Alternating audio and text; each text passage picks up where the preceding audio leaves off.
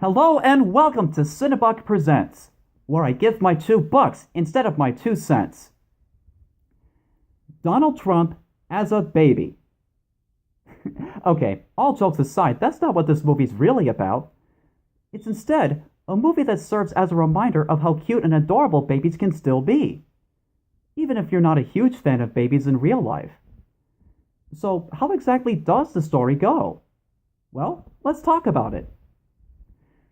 Loosely based on the children's book of the same name, it starts off with a boy named Tim, living the happy life as a single child and going on many imaginary adventures.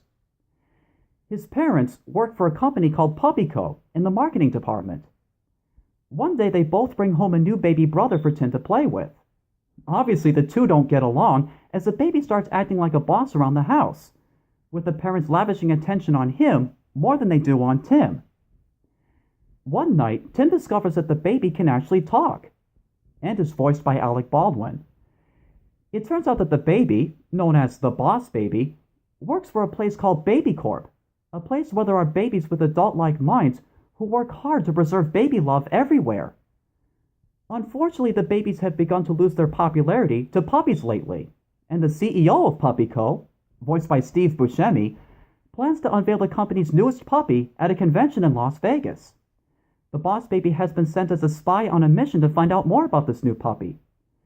Even though Tim and the Boss Baby don't exactly get along, they both must band together to find out what the CEO is up to, or else this could spell the end of baby love everywhere.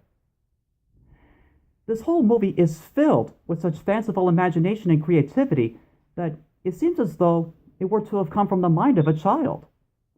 In fact, there were times where I felt as though the script might have been written by kids instead. Though not in an immature manner, of course. I mean, it doesn't resort to using a lot of toilet humor and diaper jokes that dumb movies like Baby Geniuses and Baby Geniuses 2 did. Instead, the story's actually handled in a rather smart kind of way. Some of the ideas and jokes work, some not as much. For example, we get a scene which references the classic switching of the Golden Idol scene from Raiders of the Lost Ark. Then immediately afterward, we get a scene involving a trap that's a giant version of the classic board game Mousetrap. On their own, these ideas aren't half bad, but when meshed together, they just don't offer the kind of effect that would resonate very strongly with audiences. This is just one example where the script gets a little faulty in the kind of ideas that are tossed into it and how they flow from one scene to another. The movie as a whole, though, isn't that bad, really.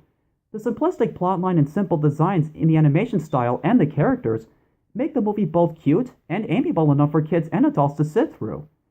Plus, it does toss in a few legitimately tender moments as well.